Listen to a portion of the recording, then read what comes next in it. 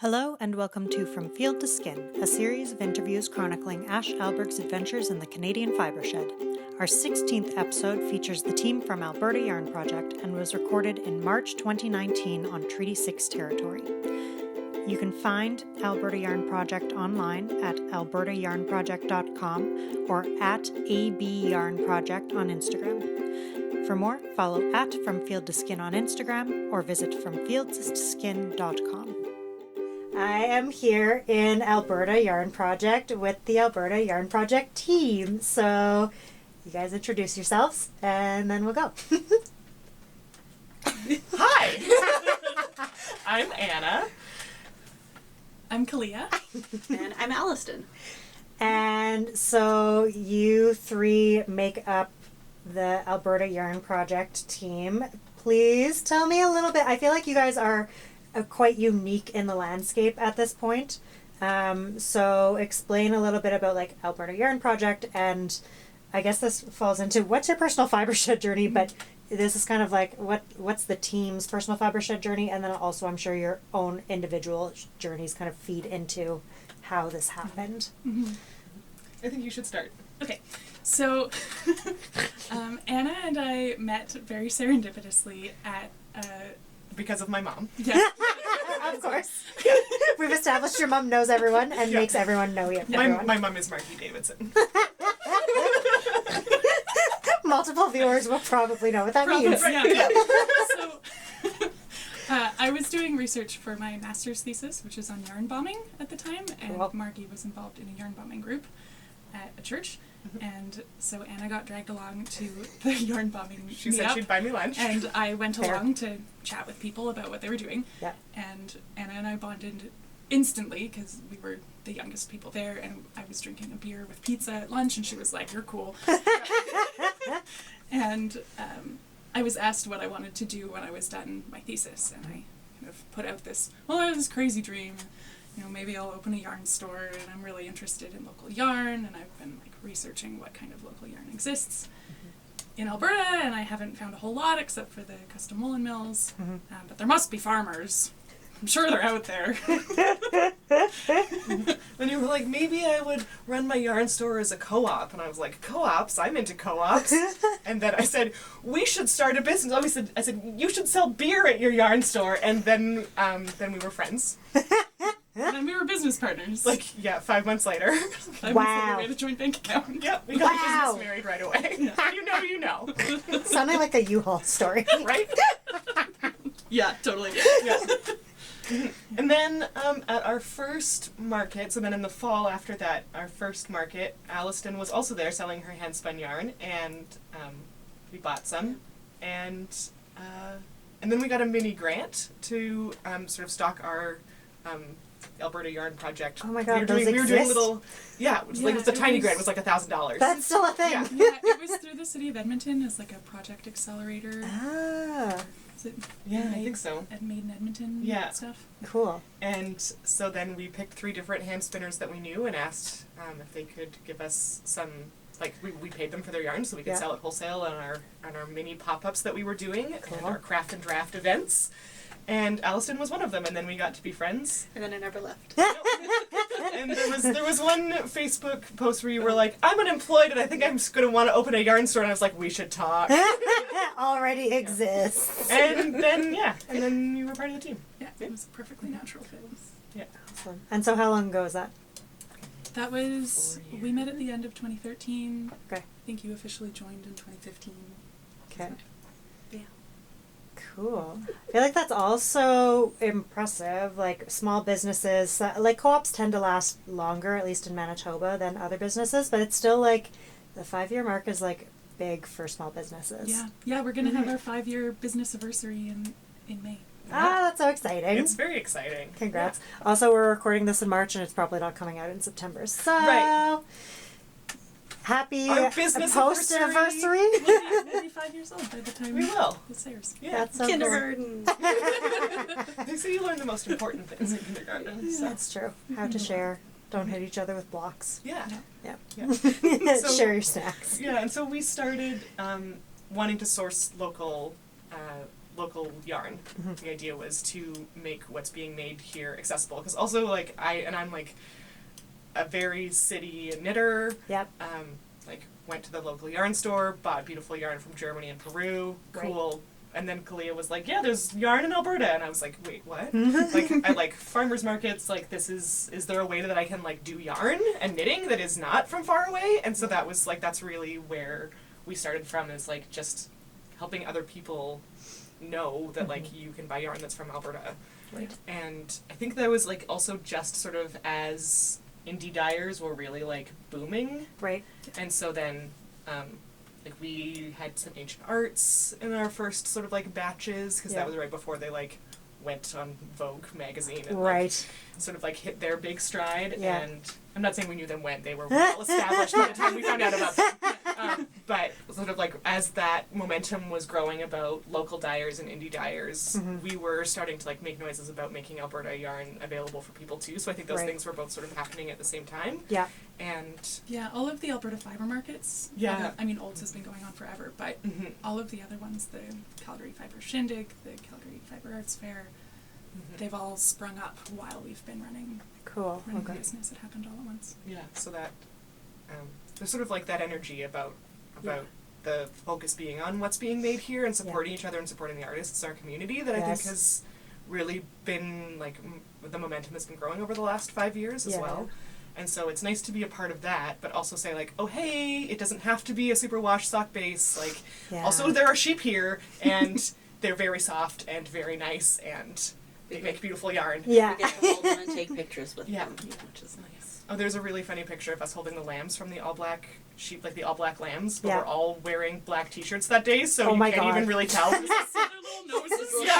And, like, our hands are just sort of like, so it's just like, it's a Just, really, like, awkwardly holding your arms in the We didn't air. realize until after we saw the photo. We were like, oh no. zero contrast. We should have gone onto our suitcases, because that was pre-old, and changed our shirts real quick. Yeah, that was when we also fit 23 Black Welsh Wet and fleeces in the back of the Toyota Echo. This Toyota Echo fits a lot of random things into it. Like, It did, it's gone now. gone to the graveyard of cars. Yes, it has. But it held a lot. It held our very first market setups with our trunk fit in the back of the Echo. These, like, our nice blue trunks, and it was like a micro car for our micro business. Yeah.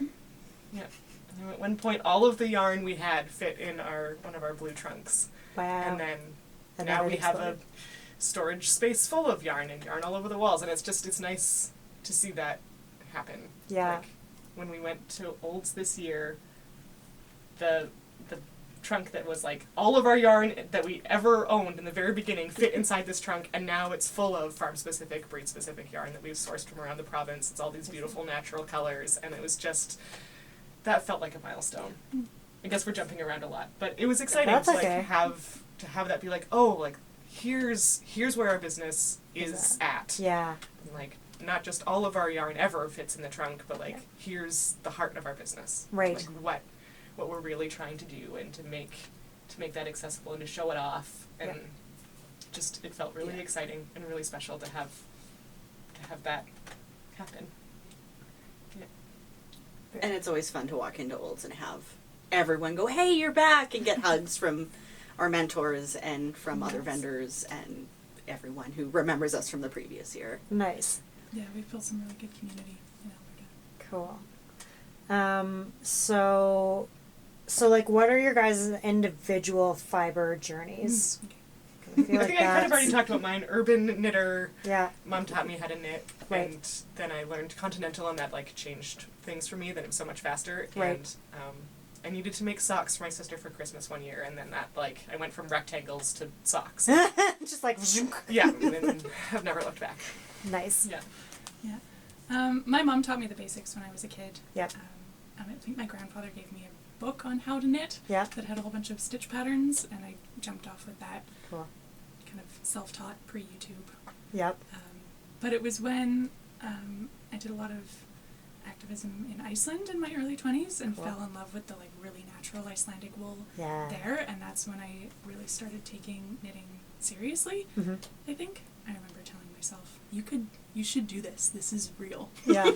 And I was in the Hand Knitters Association in Reykjavik, raving to the woman behind the desk about how much I loved their Lopi. And she was like, "You sound like you're Canadian." And I was like, "No." She was like, "There's a mill in Canada that makes Lopi." And I was like, "No, really?" She was like, "Yeah, it's in Alberta." And I was like, "I'm from Alberta. How do I not know about this?" So I came home from Iceland and looked up the custom woolen mills. And that's when I started thinking about local yarn that had existed in Alberta. And I started ordering on the website and from them. Cool. I studied sustainable development Okay. in my undergrad and was like really passionate about local food systems. And so when I met Anna and we started talking about farmers markets, we started talking Like a about natural why aren't we applying this to our knitting? Yes. So it almost sounds like you guys were having those conversations before. Like, I know that the fibershed movement in the States has been going on for longer than that, but in Canada, not so much officially. And it is that overlap of its agriculture largely, and it's also this thing of like the fibershed movement kind of kicked off about like anywhere from 10 to 15 years depending on the area behind the local food movement, and I feel like that's kind of where we consistently stay as far as like mainstream understanding of it and like general acceptance of it and knowledge and interest in it. So it's interesting that you guys were like ahead of that curve. Yeah, I heard about the fibershed movement well after we started the Alberta Yarn Project. Okay. Yeah, and it was like, oh, Yeah. like This someone is a else has thing. a name for Other it. people are doing this. This is really great. Yeah. And probably if we had known that fibershed existed when we were trying to name the business and we were talking about like how do we define local, Yep. how do we draw the lines around what we carry as a business, and we just decided on Alberta because it was simple. Yeah. But if we had Colonial structure of the province of Alberta is an understandable one for many people. Yeah. Right, yeah, Yeah. exactly. but I feel like we would have what am I trying to say? Gravitated That's the one. towards fibershed if we'd Right. known that that was a thing. Yeah. Okay, so I want to pick your brains about that in a second, but You My, are good at things. Don't make that face. I didn't want to overlap. No, my grandma taught me to knit with Zeller's yarn back in when I was like 9, so Yeah. like 20 plus years ago, and I didn't knit as a teenager, and then started knitting again when I was in university, and then met my husband, and then his mom's is Noreen and is a wonderful weaver, Cool. and so she's like, here, you should try spinning. And I'm like, oh no, spinning wheels are scary. And she's like, okay, here, try the spindle. And then it's okay, great. And then got into spinning, and that has been a big help for my mental health. Like Yeah. it's my meditation. yes. And then I get to make pretty things that people like, Yeah. which is also fun. Bonus. And then I met Anna and Clea, and I get to go to markets and get more pretty things to spin. And there's always 2 spinning wheels in my living room. So, Nice. or living room, dining room. But yeah. Cool. So this is actually sort of a funny one to, like, last year with From Field to Skin, like, I was getting a lot, there's like a lot of Alberta followers on From Field to Skin, and so I had a bunch of people being like, you should come to Alberta. I was like, okay, I guess I'll come to Alberta. And I gotta come back to Alberta because I gotta go to Calgary. But you guys don't have an official fibershed organization or fiber trail, but there's a lot happening in the province. So that, like, there's that, but then also there's a lot of different bioregions within Alberta. Like Yeah. Manitoba, like Pembina Fibershed, we are 250 miles around the Red River Valley, and that's like southernmost part of the province. And then there's like multiple chunks above that. Like Churchill would never make sense to include in Pembina Fibershed because it's a totally different ecosystem. So what, like, is there anything happening officially / unofficially / rumblings that you can talk about for Alberta? If there wasn't officially anything happening, like, how many fiber sheds do you imagine would fit within the province in a way that would make sense? What do you think? If anyone is doing fibershed work in Alberta, please contact Please call us. us. We want to be a part of it, and we don't know you yet, so please get a hold of us. Yeah. Just gonna get that out of the way right now, so that you don't get like all these letters being like, we're doing this thing. And Yeah, I'll be like, oh shit. Yeah, yes, so let's be friends, because we believe in the same things. Yeah. We've certainly had conversations. Yeah. Like the people that we're working with know about fibershed, and we all agree with the point of it. Yeah. But officially, nothing has happened yet. Okay. And in terms of regions, I mean, there are several regions also. And sort of around sort of Calgary and south, sort of southern Alberta, there's like, that's sort of a bioregion watershed area as well. And so I think that would make sense for there to be one. One of our mentors and cheerleaders was part of the Sheep Creek weavers and spinners and knitters group, and they were talking about fibershed and that, local, all those ideas, but she has since moved to the coast and hangs out with my mom, because of course she does. And they have started the Oceanside Fiber Connections, so that's what they're doing out there. Okay. Anyway. But I think that like around Sheep Creek as a sort of watershed area idea would be a good one. Yeah. Up around here, I guess, There's farms. there's lots of farms. I don't know. I also am woefully not knowledgeable about the different bioregions. I'm not a sciencey person. Yeah, me neither. Yeah. I'm just kind of like, this looks different. We Yeah. haven't heard much happening north of Edmonton. Right. There's a bunch of farms in and around the Edmonton area that we go Okay. and visit. Yeah. And then we've heard about a lot of stuff that's happening down south, Yeah. especially around Olds. Yeah. But I don't think there's much sheep farming happening up north. And that if it is, it's more disparate. Like Yeah. it's less Right. sort of. I mean, the population is also much more disparate as you Right. go further north as well. Yeah. So, there's a more concentration of folks sort of Further south. south of Edmonton Yeah. than there is for north of here as well. So I know Right. that there are communities happening. Because we're going to there's been a couple of like we're doing things in the Peace region. So that would be one if there was going to be a fibershed that sort of to do northern Alberta and BC could probably be one, and like Right, the Peace like- River region. Yes, that makes Yeah. sense. But just population wise, there are fewer folks. So, Yeah. but yeah, Yeah. if you're doing it, talk to us. Yeah. Also, the mills that we work with are in a cluster. Yes. Mhm. And you guys have We're in 3 clusters. mills in the province? Oh, at least. Four? Really? Okay, so A and B, Twisted Twisted Sister, Sisters, exotic Custom. fibers. Oh, Custom. okay. Custom woolen mills. Yeah, Okay. custom mills. Yeah. A and B, Twisted Sisters, and exotic fibers deal mostly with alpaca. Okay. Custom woolen mills is mainly wool, but they all do a little bit of Each. each. Yeah. Yeah, okay. And exotic fibers seems to have a smaller, quieter presence, Okay. but they're obviously still Working. working. Yeah. Yeah. Yeah, we know someone who's we're in touch with someone who's getting their wool spun there, and then hopefully we might sell it soon. Cool. There it is. And then what about, like, presumably there's a fair amount of furs and skins happening here as well. Is there, like, anything happening on that? Like, Manitoba, I was actually chatting with some folks earlier today about how it's tricky because it's, like, so much of it flows through the Trappers Association that, like, to connect directly with hunters, you actually need to, like, know a person a lot of the time. Which is fine if you do, but if you don't, then it's like hard to make those connections. But a lot of the furs and skins end up directly within the textile economy locally. And then there's loads of folks who are doing tanning using traditional methods, either the brain and smoke tanning or the vegetable tanning. So that fits in our fibershed, and I feel like your guys is probably as well, because it's like pretty similar climate wise. Yeah. We haven't heard a whole lot Okay. about it. I mean, I'm sure people are doing it. Yeah.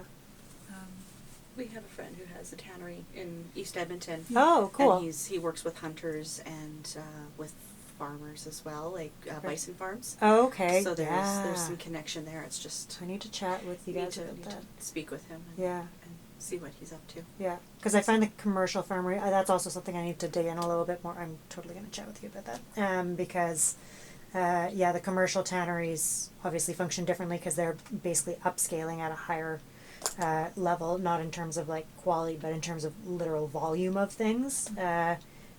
But then also a lot of times when people think of commercial tanneries, they're thinking of the ones overseas where the environmental regulations are very different. And so I want to kind of hear from some tanneries in Canada about how they kind of function. But that is a whole other beast that is not related to our conversation here. There is a gal, she's a yarn dyer, and she's Red Fox Fibers. Oh, I heard about her today. And I bought a skunk pom-pom from her.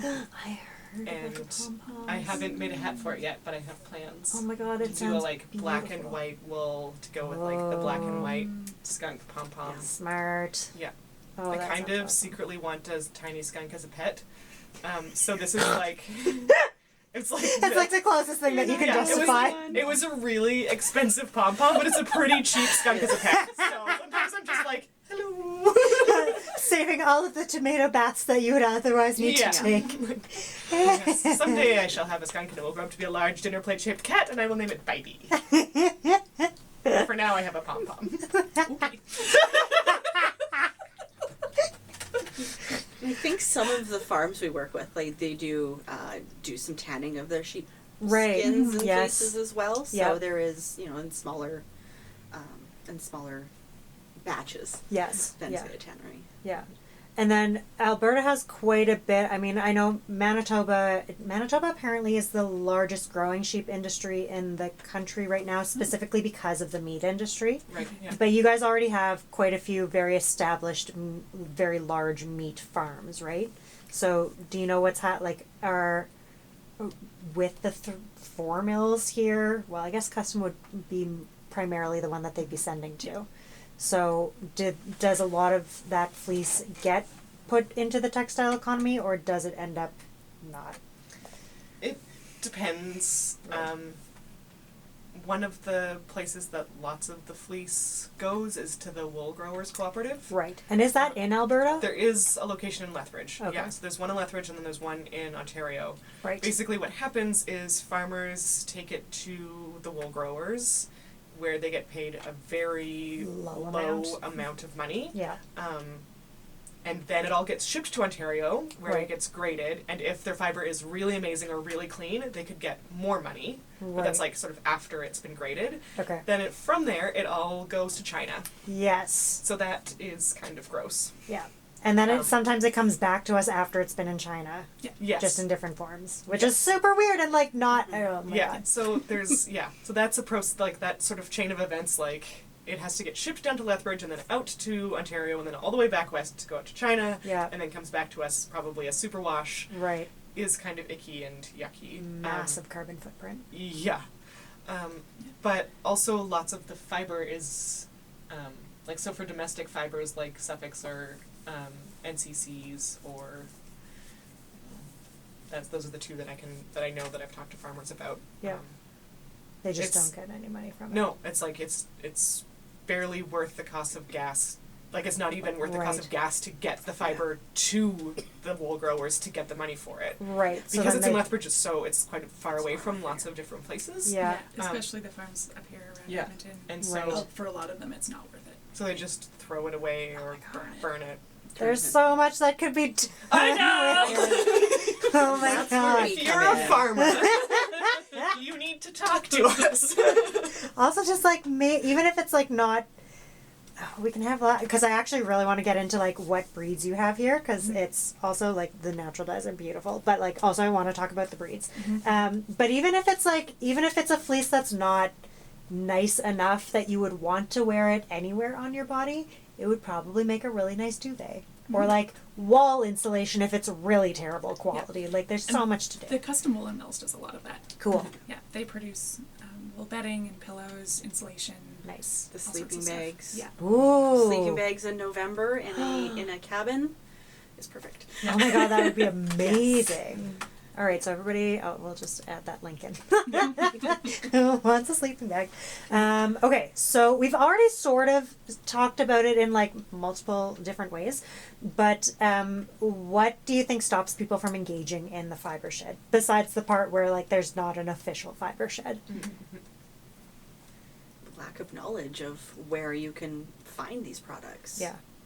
You know, a lot of people who have farms don't have the time or the means to Yeah. come into town and go to a yarn store that maybe orders big batches from overseas, Right. from larger companies, to say, hey, would you like to stock our yarns? Yeah. And that's kind of where we're different from other yarn stores. Mhm.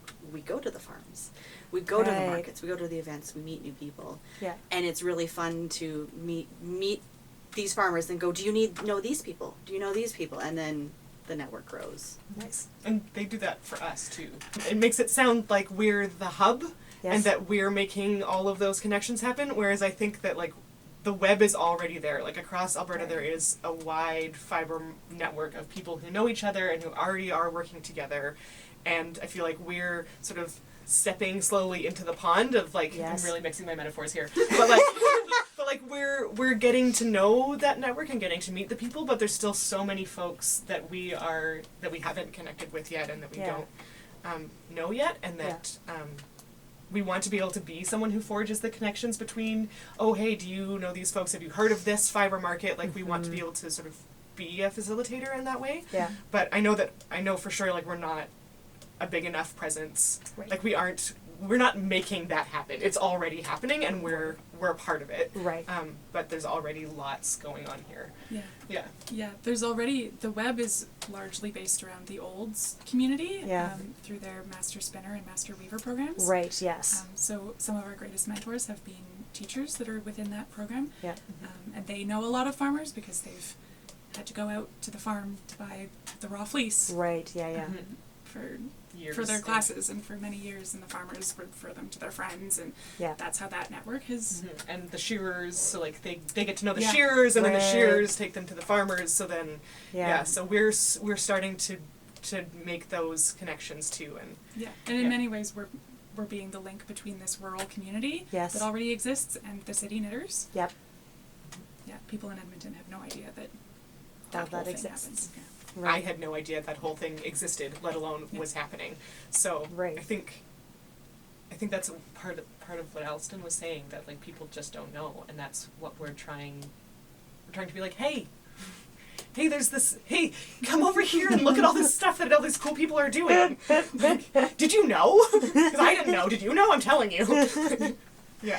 So, yeah, just that there are a lot of sheep who live here. There are a lot of alpacas who live here, and they can make yarn for us. Like, it's very exciting. And I think once people know that that's even a possibility, Yeah.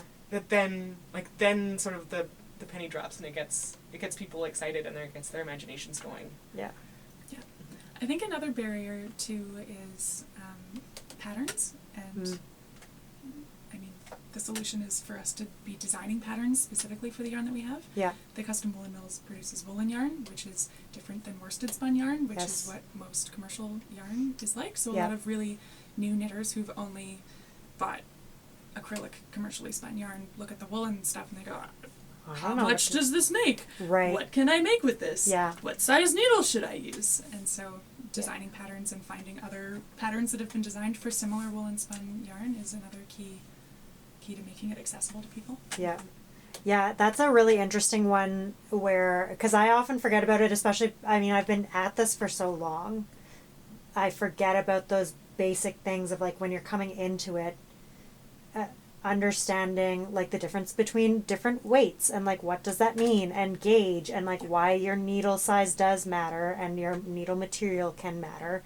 And then like if a pattern calls for a yarn, you don't have to use that yarn. Like I've seen a lot of conversations recently about how like patterns that are only using expensive yarns because they got yarn support for those yarns and it's like it's a conversation that's been primarily around class, which is relevant completely, but it's also like just because that pattern uses that yarn doesn't mean that that's the only yarn that you can use for that pattern. Like, you are allowed to, as the knitter, to substitute Yeah. a more affordable yarn, and it's just a matter of understanding, like, okay, what yarn was used for it, what were the properties of that yarn, and so if you want to recreate that, then that's what you should be looking for in a different yarn, but it doesn't need to be that expensive yarn if you can't afford that yarn. So, but yeah, I guess there's like those basic bits of knowledge that we've lost and we haven't bothered passing down, and we also like don't ever really talk about, and so it's this thing that you eventually fumble your way through and learn, but it can take years. So yeah, I never even thought of that, but it is that thing of like people just understanding, like, not just like having a pattern that's been knit in the yarns that you can see, oh, this is a yarn that you can buy, but also like, this is a yarn and this is how you can use it, and like that's okay, and it like, here's our other patterns that also used a similar yarn, and so now you can see kind of like what the potential is for that. Yeah. Yeah, barrier to entry, I think, also, like, I think cost prohibitive. It can be prohibitive for people engaging in the fibershed. Yes.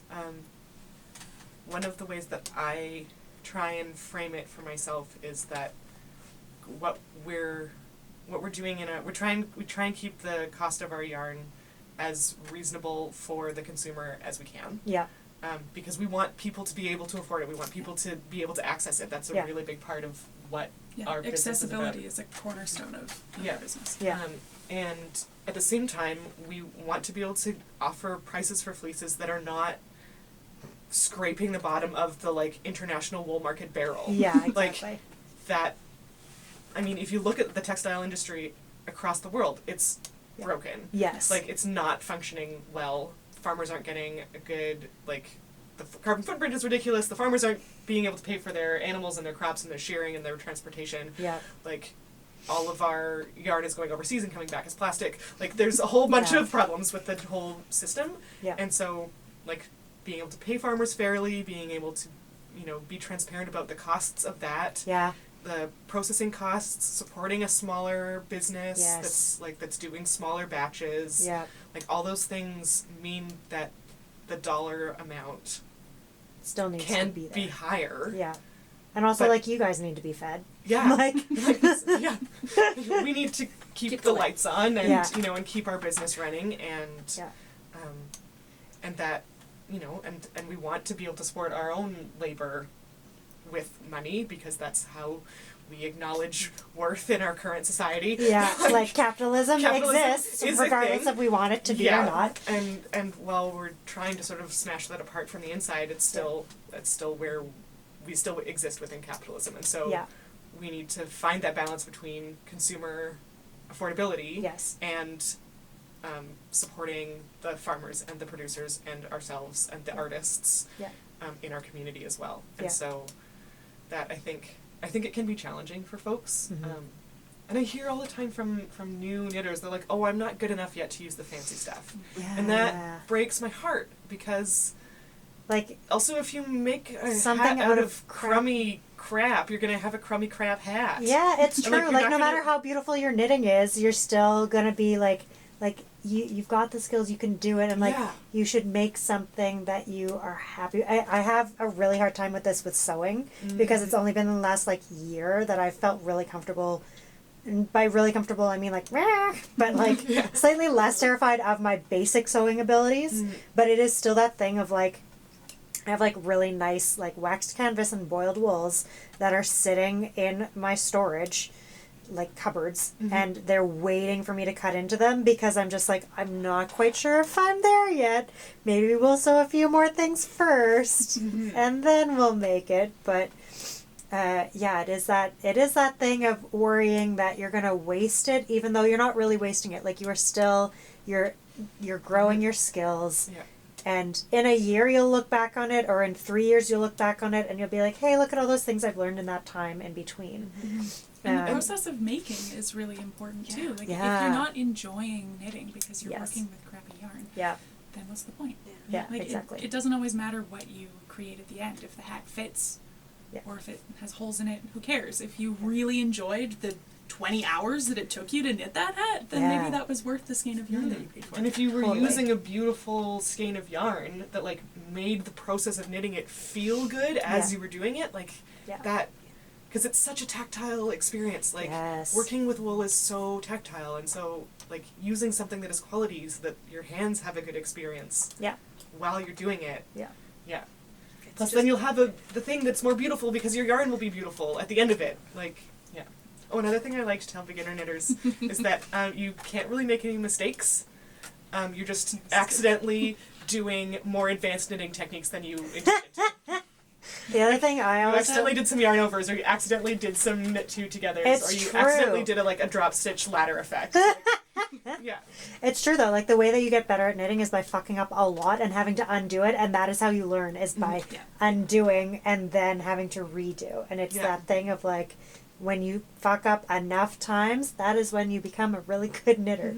But nobody's good automatically. No, and yarn is also a pretty forgiving medium. yes. Like, we're not chiseling marble here, folks. Like, you can undo it and redo it, and the yarn, like, most yarns will still respond. Yeah, especially a a few nice times. woolen yarn. Yeah. Yeah. Yeah. If you break it, you just have an extra end or two to weave in. It's not This the end is of the the world. thing too. Oh, so do you guys know? Maybe you do know a little bit more than I do about, because I often have people talking about knots and skeins, because on the commercial end, and by commercial I mean like the superwash merino end, then I think the standard that is allowed is 3 knots per skein, and like knitters get riled up about it. But I have found, the more I work with farm yarns and the more that I visit mills, I'm like, of course there are breaks in it, like that is normal. And then it comes down to like, does that mill have the machinery to do an air splicer, or do they not have that machinery because that machinery is $10,000 each, and maybe you have a really big operation and you need multiple air splicers, so you don't want to spend $100,000 on air splicers, and so you're literally like laboriously knotting skeins or split splicing them by hand. But have you guys noticed a difference in terms of like the different mills that you're using, because they all use slightly different equipment, right? So have you noticed kind of a consistent way of that being treated, and do you notice knitters being like more or less happy with products from a mill based on that? So the custom woolen mills definitely comes with knots in it. Yeah. Because of the limitations of their machinery. Yeah. Like sometimes it breaks, and sometimes that's just at the longest that the machine can make it, and Right. there's a knot. Yeah. So there's usually 1 or 2 knots in every 100-gram-ish skein. Yeah.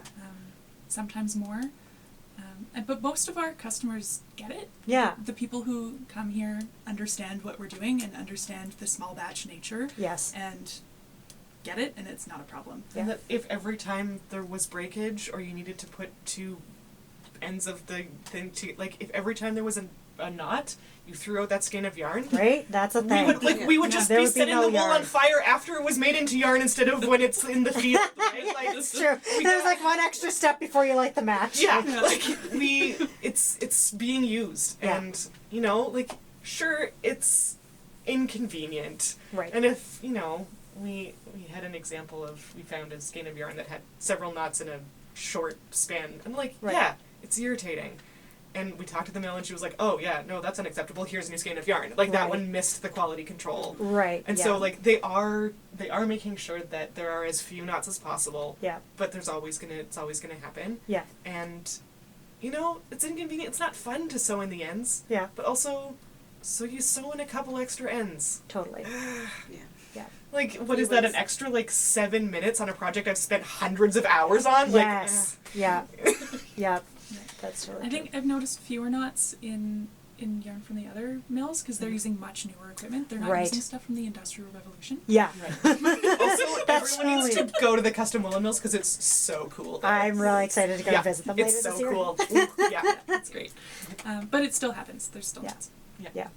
It's still small batch, and they're still not throwing out all the skeins that have knots in them. why would they wait? If they're working from these bobbins that have, there's 37 meters on it, they're splicing that in. They're not just throwing that out. Yeah, because that's exactly. a waste. I mean, Yeah. as a hand spinner, there's knots. Yeah. I write on the tag when I'm selling this yarn, hey, there's a knot, and maybe I'll do a little discount because it's not as perfect as I'd like it to be. But Right. I'd rather, like, I would be okay with buying something with knots in it if I knew about it. Yeah. And that's why I generally ball or cake up my yarn, Right. because you can't knit from a skein or a hank. That's just, it's dangerous. But yeah. Cool. So I feel like we've also sort of like, we ended up swallowing one question in, but like, what are ways that people can engage if they're finding barriers? And we kind of covered a lot of those. Are there any extra things? I mean, obviously people can come and see you guys, Yeah. in the store as well as at markets and things. And then you guys have an online store as well. So there's lots of ways of engaging with you. Are there other ways that you can think of people, if you were brand new to the concept of a fiber shed and you were like, what the fuck is this? How do I dip my toe in? What would be a way that you'd be like, try this? I would really encourage people to go to Fiber Week in Olds. Mhm. That is mind blowing. The first year that Anna and I went down there, we just went for a day because we were like, we've heard about this thing that's happening. Let's go check out the market mall. We're a new business and we're going to do some sourcing and find some wholesale clients. Right off that registry. Yeah, that's like a month after we got our joint bank account. And then we went and we're like, oh my god, there's so much here. What's happening? Oh yeah. I don't think we'd ever seen raw fleeces before. No. Wow. And this, Like, let's build a business off of something that we don't actually know what we're doing. basically, No idea. because we were just like yarn, like we're gonna sell yarn, Right. And then yeah. we're like, oh, people are selling the stuff that makes yarn. Oh, that's a thing. Hey everyone, did you know that's a thing? Yeah. Yeah. So So that's really eye opening. Yeah. Going down to Olds and seeing all of the different vendors and Yeah. going through the fleece show and getting to see all of the different kinds of breeds of sheep that there are in Alberta is really. So how many breeds are there growing in Alberta? I don't know. Do we have enough fingers to count? I mean, lots. What are the common Lots. ones that you're finding? Shetland is a big one. Yeah. There's a couple places doing Icelandic. Yeah. There's lots of Suffolk because it's a good meat breed. Right. We've got North Country Cheviot. We've got the Black Welsh Mountains. We've seen Dorset. What else? do we Tunis. have? Tunis. Yeah. East Frisian is behind your head. Oh yeah. Yeah. North Country, like the Cheviots make beautiful sock yarns. We keep on coming back to the sock yarns in our like conversations that are not being recorded right now, but I'm bringing it back because I want sock yarn. All of the I'm sock really yarns. into the North Country Cheviot that we have. Oh my god. Lovely. Yeah, it's not everyone's cup of tea because it's not the like super soft merino that Yeah. everyone expects is Which what is knitter's yarn why should be. it's a nice But sock it's- yarn. But it's so bouncy. Like Yeah. it's so great for cables. It has such amazing Yeah. stitch definition. I'm Yeah. really into it. It's taking dye very nicely. Yeah. I'm using it a lot when I'm working on other dyes.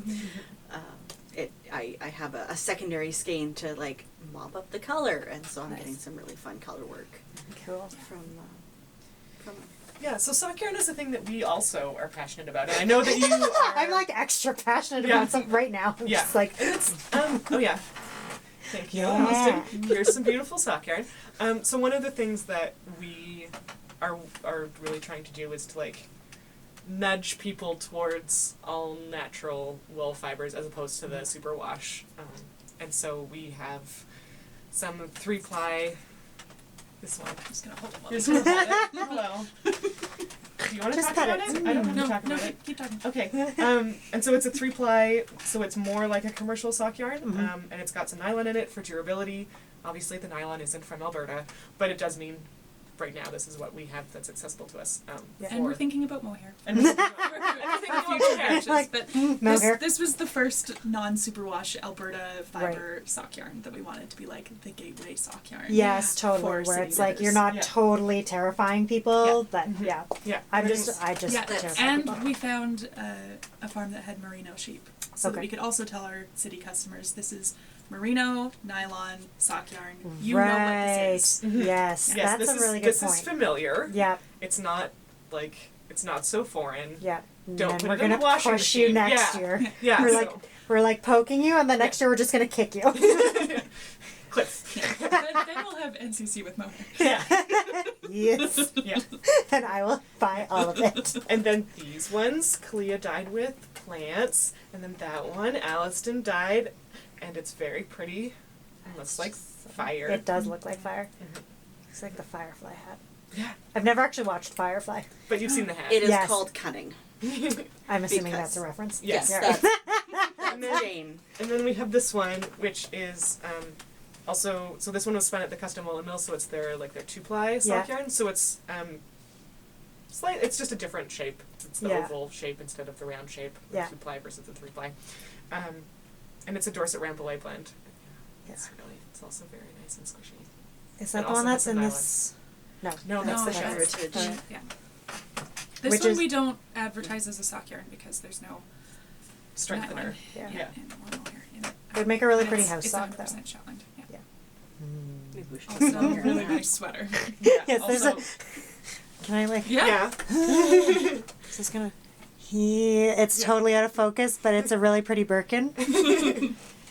Yeah. Yeah. For the last year, I've been working on a project to knit like famous commercial patterns with our yarn. Oh, good Oh yeah, idea. this was another one. Yep. Mhm. To kind of figure out what famous woolen spun yarns from other places in the world are Yep. really good to Be able to. switch out with ours. Yeah, Yeah, that so makes sense. Yeah, at some point I'm going to take pictures of all of the things I've made and do a blog post. about Smart. This pattern called for this yarn, and the This yarn is that we what I use carry instead. is a really great alternative. Yeah. Yeah. Very cool. Yeah, because I think that there's also there's a surge and or resurgence of woolen spun yarn Yes. right now. And Totally. that's, it's pretty exciting that is happening. So y'all can get your woolen spun fix, but with local fiber. Yeah. Okay, so for the folks who are like, what the fuck are you guys talking about? Explain the difference between woolen versus worsted spun and why worsted, keeping in mind, people, viewers, worsted spun is not the same as worsted weight. Yes. So. Let's fall down the rabbit hole. Yeah, okay. So, I'll start with worsted because that's what most people know for sure. Worsted spun yarn means that all of the fibers have been lined up going the same direction, so that when it's spun, the yarn is smoother and denser. Mhm. Whereas with woolen spun yarn, all of the fibers have been carded in random directions, so it's a big ball of fluff that then gets spun into yarn, which traps a lot more air. Mm-hmm. So you get a fluffier, loftier, bouncier kind of yarn with. It's warmer. Yeah, because it would be more insulating. Yeah, Yeah. more insulating. And we've also found that it has a little more give in the gauge. Yeah. When you talk about worsted spun yarn and a worsted weight of Yeah. worsted spun yarn, that's a very specific thing. Yeah. And people come in to our shop and they ask, so what is a worsted weight yarn? I'm working on this pattern. And we're Right. like, well...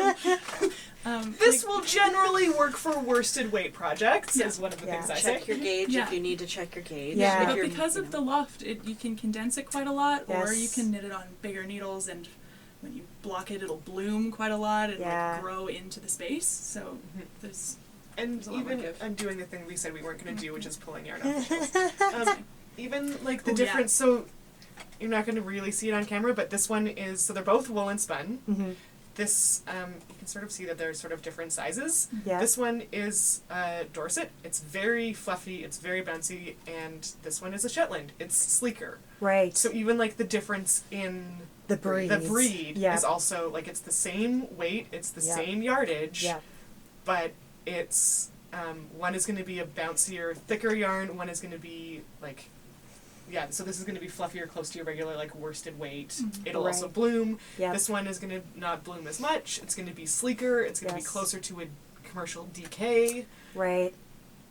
but it's made at the same place. It's just the difference in the breed of the sheep and Yeah. the qualities of the fiber coming from those sheep. Yeah. So that's, I mean, when we talk about what kind of, so I often say, like, what kind of project are you doing? Right. If you want a sweater with lots of stitch definition and lots of, like, to, like, stand up and, like, have good yeah, cables like have a and collar that Yeah. then you're going to want something that's going to, like, have more structure. Yeah. Whereas if you want something a little drapier, then the Shetland is a like a good way to shawl. go because it's Right. going to have that like A little bit more a little bit more relaxed. relaxed, a little bit more sleek, a little bit drapier. Yeah. And like alpaca is drapier than wool. Right. So like thinking about those kinds of things when you're picking yarn for a project, I mean, we said we were going down the rabbit hole and here we are. Like, there's so many different things to think about in terms of, so it's not just like what weight is it? Like Yeah. what also do you want from a project? Right. If you want a really slouchy hat, Yeah. don't do it on small needles with a thick bouncy yarn because you're gonna get a Yeah, very which I've realized that a lot. Like I used to knit, like it's always the same basic structure for the hat, but then the yarns I've been using lately totally do not flop, and so I have this kind of like almost like cone head crayon situation, cone head, and I'm so okay with it. But it's also like, well, I'm gonna be that weird person walking down the street with my cone head. yeah. So like you might end up with a cone head instead of a slouchy hat. Yeah. Based on the kind of fiber you're using, in addition to the needle size and addition to the weight of the yarn you're using. Yes. So And then the other thing I've been noticing, we've been noticing this, Anna and I, as we've been developing our sock yarns together, because I don't understand silent auctions and accidentally came home with 6 fleeces, 4 of which I was like, oh, those would make a nice sock yarn, and I came home with all of them. Don't do that. Anyway, the individual fleeces, because the breeds themselves are the same, but then the fleeces are different, and it's like they're always the exact same. Like they're all fingering weights. They're all 3-ply. They're all blended with the same 30% mohair, 70% wool, whichever breed the wool is.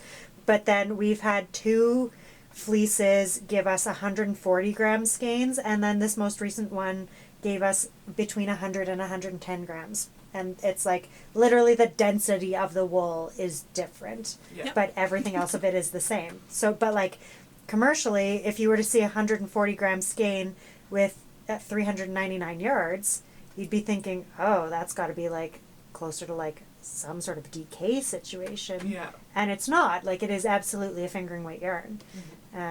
But yeah, I mean, you guys must have that happen. Do you find that it's been happening with the different breeds that you have? Yes, Okay. definitely. Yeah. For our labels, we've rounded down. Okay. So all of our skeins are produced at, well, not all of them. These ones aren't, but The majority. these ones all are produced at the custom woolen mills, Yeah. where they make approximately 4-ounce skeins. Yeah. And we have rounded down to call ours 100 grams. Right. But it's more than like, It's and it ranges like, sometimes I'll find one and be like, this one is little, and then I'll weigh it and I'll be like, oh yeah, that one's only 95. We'll put it aside. Right. Because what I don't want to do is short someone on it, Right, right? Like totally. if we say it's 100 grams, it needs to be at least 100 grams. yeah, exactly. But And they it's kind of usually on the range from upper end. 100 to 120. Right. Probably. Yeah. And it sort of depends on the skein, and it depends on the breed, and it depends like Yeah. Humidity in the room. Yeah. Sitting. It's Yeah. kind of crazy. And I kind of think it's delightful. Yes. Like Yeah.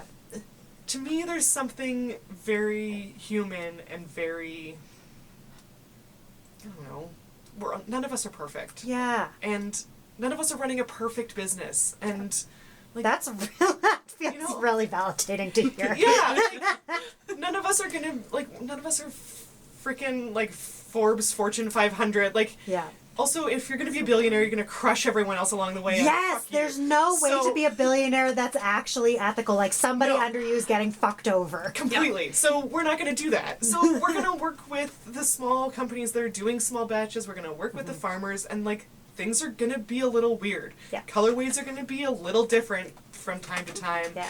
Like 1 year's breed, like it's the same flock. Yeah. But their fleeces are going to change color. Like Yeah. so we call them vintages. Yeah. Yeah. Yeah, each batch of each year of each clip is, Yes. is a vintage. Nice. So the 2017 Black Welsh Mountain vintage, Vintage. is going to be slightly different than the 2018. Yeah. Right. But also, even within the batch, sometimes there's a bit of variation. Like Yeah. I made my partner Yaroslav a sweater for Christmas out of our Black Welsh Mountain 1-ply. And I didn't notice it while I was knitting it, but Yeah. all of the skeins were from the same batch. And when I finished the sweater and blocked it, I noticed that there was a line where you could see where I switched skeins, where like one part of the batch must have had a fleece from an older animal that had just a few Right, more just started to gray hairs gray in and it. fit. Yeah. Oh, that's really yeah, sweet. which is why the Custom Woolen Mills recommends, especially when you're striping. working with their naturally dyed stuff, Yeah. is when you switch skeins, Stripe it. switch back and forth between Right. each skein for a few rows to blend So it, blend it, which yeah. I should have done if I'd seen that was happening. You're so I like this little like gray hair, like la la la, Yeah. old man sheep. Yeah. And Oh. so, like, are you gonna get the thing that's gonna look exactly like the big international designer with the, like, very specific, like, very commercially spun, very Yeah. commercially dyed, like, brand names? Is it gonna look like that item? No. Oh, it's gonna look better. Yeah. You made it. I was thinking that, but you said it out You loud. made it, and you put your love into it, whether it's for something for you or something for someone you're making it for. Yeah. Like, yeah. Yeah. That's why people are knitworthy or not knitworthy. Yes. Or weave worthy and not weave worthy. Yeah. You know, These that's are very important things. it's a legit thing. I know. And I think we need to think about not perfection and, like, because, I mean, we're not going to crush people on our way to the top. Like, we're going to work with farmers and we're going to work with small batch mills and we're going to get the best of what we've got. Yeah. And is it going to be perfect every time? No. Are our garments going to not be perfect? Of course they're not going to be perfect. Yeah. But, like, it's slow fashion. It's like it's not reproducible. Like there's Yeah. all of these like more important to me things. Oh, a thing I also wanted to say. I'm just ranting now. I'm okay with friends. But one of the things about Anna's the extrovert. yeah. But when we talk about the cost of yarn and the cost of yarn being prohibitive, like we don't think about the costs, the invisible costs. Yes. Like an inexpensive skein of yarn still costs us a lot. Yeah. It costs us a lot in terms of our environment, in Yeah. terms of our like geopolitical like workings of the world, in Yes. terms of our politics, in terms of labor, Yes. in terms of the environment, like all of these ways that the yarn has a large cost, Yeah. but it's just not an immediately visible Yeah. in my bank account Exactly. monetary cost. Exactly. And so we're trying to say we're trying our best Yeah. Yeah. to make the yarn that we have not have those other invisible costs. And Yeah. and to be as transparent about the process and about the ethics of our business and about the supply chain as we possibly can, because at least it's important to me. Yeah. It's important to me to be supporting people and to be supporting our local economy and building up what we've got here, Yeah. because the other system is broken. Yeah.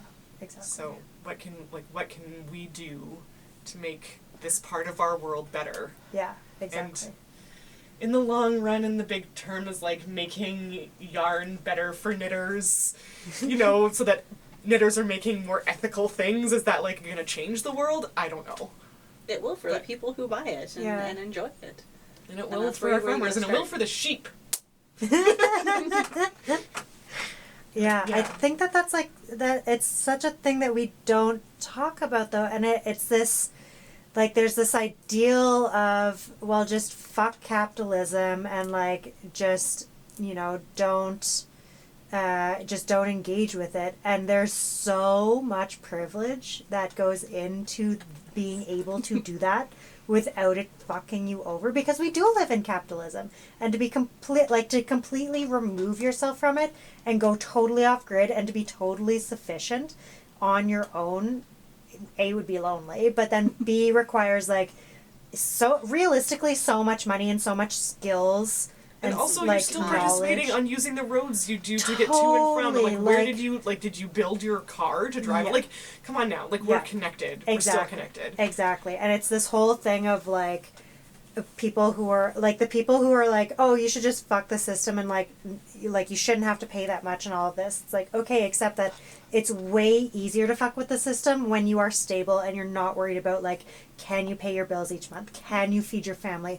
If there's an emergency and you get sick, are you able to live for a month or 2 months or 3 months with what is currently in your bank account without becoming homeless, literally? Like, if your dog gets sick, can you take it to the vet, or are you going to have to put it down only because you cannot afford to deal with its medical bills and no shelter is going to take it? Like, there's so much more complications and nuances that go into it that I feel like we just never really talk about, or at least it doesn't get talked about on the surface level because it is complicated, and like to unpack all of that every single time you have those arguments with people.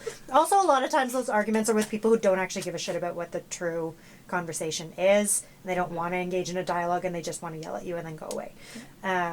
Yeah. Don't feed the trolls. Another problem with those conversations also is that when people say, fuck the system, they aren't thinking about what system comes after. Yeah. Like, I feel like a part of our business is building a structure that can survive capitalism, that can be a network post-capitalism. Yep.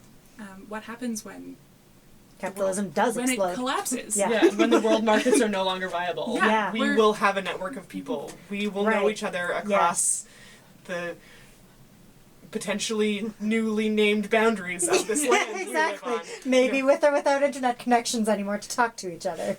Yeah, we'll figure it out. There will always be tin cans on Yeah, strings, so yeah, we're I good. love those. Yeah.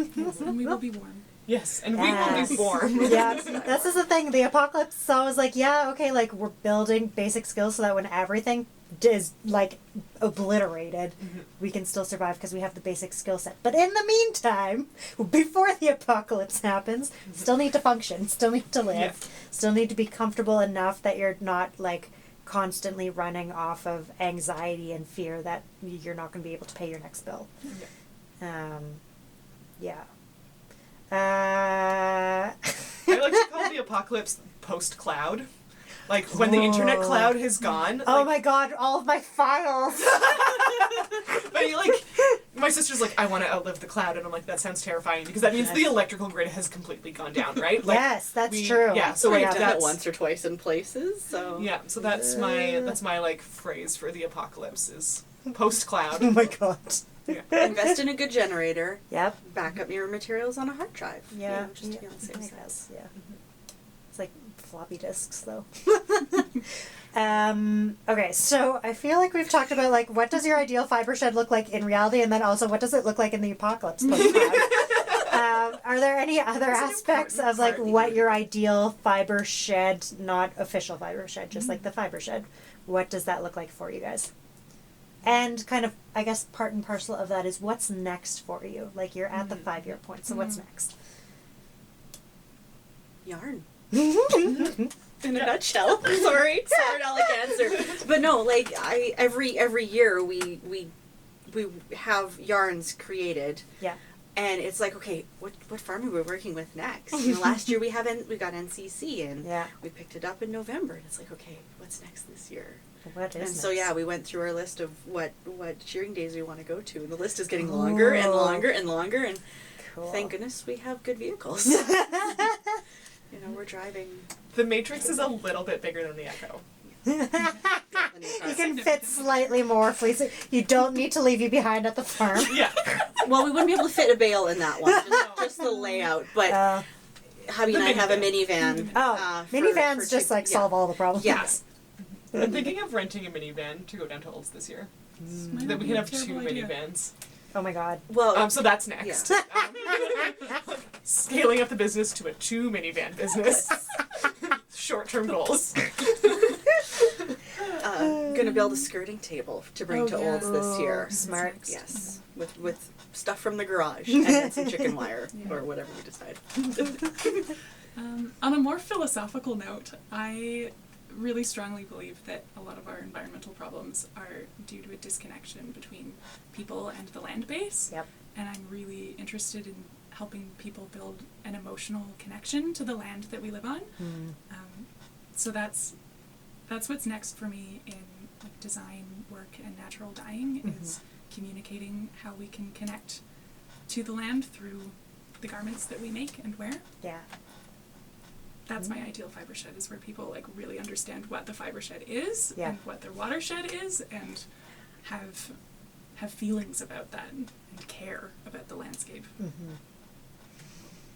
Lovely. And I want to, and I'm the people person, so like, let's meet more people and let's meet more farmers and let's like, you know, and we want a mill someday.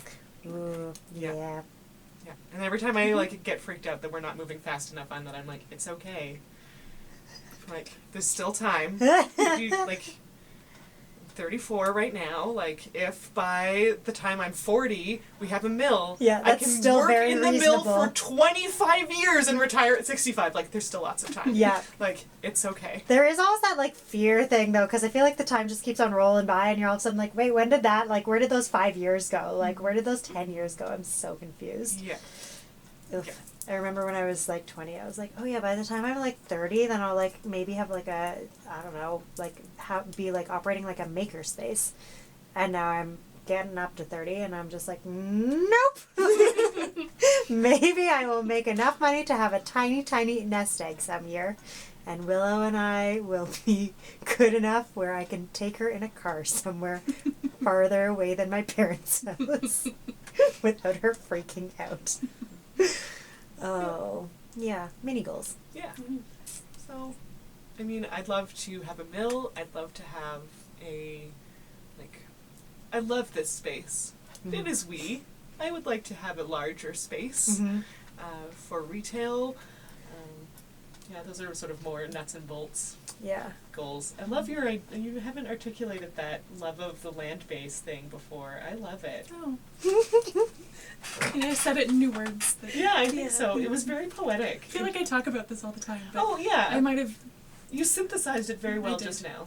I've been doing a lot of very philosophical academic thinking lately. my philosopher brain is on. Yeah. Perfect timing. If you're gonna clip anything out for like the trailer for us, Yeah, this is the trailer. yeah. Just zoom in on Clea's face. Clea's face talking about natural dyes and the love of the land. And, I mean, I'm totally biased on that, so I'm like, this will be the clip. yeah, yeah. Well, I'm gonna have to start buying farmers market onions to save the onion skins for It's you. Yes, True. they've been very good at saving avocado and onion kitchen waste for me. Nice. Oh, I had another thing. Oh, hypothetically, I want some sheep. Practically, I Yeah. don't want to touch them. I know. Like they're so. I just don't like it when my hands are sticky. I'm not going to be. A I good don't farmer. mind that bit. I feel it's like I'm like, my dog is enough responsibility. I like going and visiting my friends. I like sponsoring my sheep. Like, Anna, you take care of Tansy for me, and I'll come and see her, and then I'll go Oh, home. your sheep's name is Tansy. Yeah, Oh, I love she's Tansy. the cutest. She's a geriatric ewe, and she doesn't give a fuck. She's the best. Like, all the other sheep will spook, and she's just standing there. She's like, fuck you. That one. That one's for me. Yep. Tansy is my favorite plant to die with. Me too. It's the favorite. best. Oh my god, it makes me so happy. Yeah, there's a big wild patch of it right behind my apartment building. Nice. So I just go out there and forage away because it's an invasive God. species. So I I heard can that cut you're as much as I want. Yeah, I forgot about the part where you guys literally aren't allowed to grow it. I ordered Yeah. the herbs from Richter's the other day, and Tansy was one of the plants I ordered, and it was like, does not ship to Alberta. And I was talking about it during my class this morning, and somebody was like, we're not allowed to grow it. I was like, oh yeah. Yeah, we don't need to. It's everywhere. I think that's why some of the farms we work with have sheep, is to take out that to plant. deal with the tansy Yeah. and the other Well, yeah, invasive lots weeds. of- But they're so useful. Yeah, it smells so nice in the dye pot. Yeah, although it also induces abortion. So I'm always like, It so does. if you're pregnant, please don't come by. I just want this on my stove. That was really funny and random. So I feel like we're probably pushing it on this. Thank you. I'm like petting my camera. Thank you for lasting this long. Mostly the SD card, the battery. Oh, the battery just went yellow. Is there any like final things that you want to tell folks, and or things that will be relevant in September when this comes out? Oh, Say hi to us when you see us at markets. Yeah. We're friendly. We'll chat about what we're doing and what we'd like to hear what you're doing. and come out and come to our events and participate in capitalism and buy our yarn on our website. Yeah. We ship quick. Yeah. Nice. I do not. Canada Post is unionized, so we support our local workers also. I love all my political videos. We're just gonna casually scare all the people that I don't like away with every episode. Labor! Eventually, it's just going to be like protests. Yeah. We take transit to the store. Sometimes. Some of us more than others. Yeah. You have a tiny child, though, so it's I like do have a small person. it's yeah. trickier. It's trickier. So I'm told. I don't have any. I just watch them Yeah. from afar. She's pretty funny. She's, I'm trying to think if there's anything else. Cool. I feel like everyone knows someone who does a thing like this. So if you Yeah. know someone who knows someone, send them our email address and like, please encourage them to get in contact with us. Like, Yeah. we really want to expand our network and put people in touch with each other and, get farmers some more money for their fleeces and support local dyeing artists who don't want to like dye with non-superwash yarn. So like, let's build those friendships. Yeah. Yeah. Smart. And if you just like happen to have a couple $100,000 that you want to give to us so we can have a mill, that'd be great too. Yeah. If you are planning on dying anytime soon, please put it Yes. in an endowment Consider a fund. legacy endowment. Look at these cute faces. On that super cheery note. Thank you so much, you guys. And there will be links in show notes, etc., etc. Thank you, camera, for working this long. Yay! Yay.